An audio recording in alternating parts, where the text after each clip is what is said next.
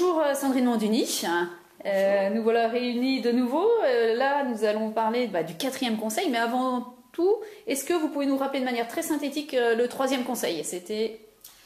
Le 3e conseil, c'était l'autonomie accompagnée. J'expliquais qu'il fallait essayer de trouver certes une bonne distance, mais rester très présent malgré tout face à un ado qui semble réclamer qu'on le lâche. D'accord, mais où il y a une grande fragilité. Voilà. D'accord, très bien. Aujourd'hui, de quoi allez-vous nous parler?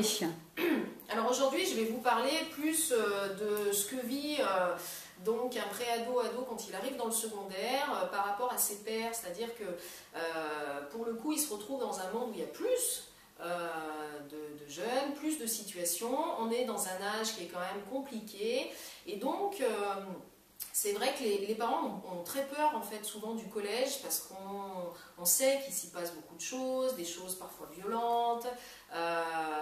Votre jeune, il va se retrouver, c'est vrai, dans des situations où il vivra avec des gens qui sont très différents de lui, des choses peut-être violentes qui vont le questionner. Il n'aura pas forcément envie de tout vous raconter. Je vous coupe. Est-ce que par exemple, vous avez des situations que vous avez vécues, que vous avez vues Bien sûr, et puis sûrement des parents en ont aussi. Un jeune peut se retrouver face à une bagarre, hein, c'est violent de voir deux jeunes s'attraper à la sortie.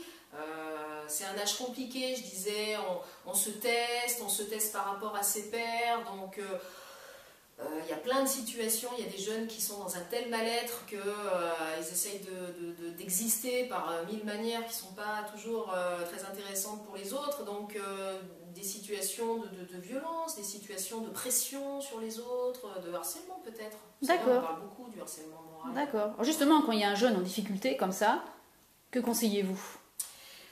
Moi, ce que je conseille surtout aux parents, c'est de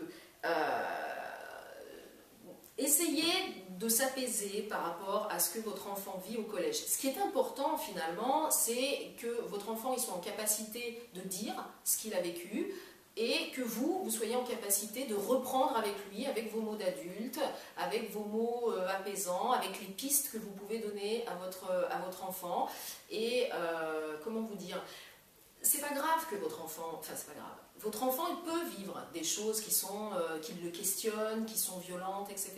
L'important c'est surtout qu'en fait, d'abord il en parle à un adulte, pas forcément vous d'ailleurs, il peut en parler à je ne sais pas moi, son grand frère, son oncle, je ne sais pas, un adulte avec qui il est en confiance.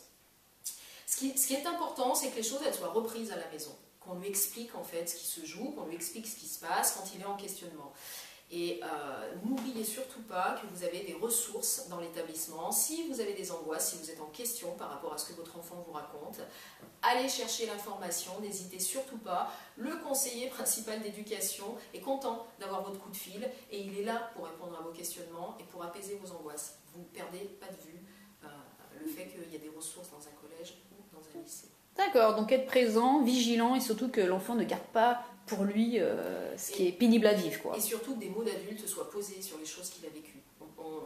Un ado, il ne sait pas pourquoi un autre ado va avoir une posture comme ça de pouvoir, de harcèlement. Tout ça, ça s'explique, ça se décortique.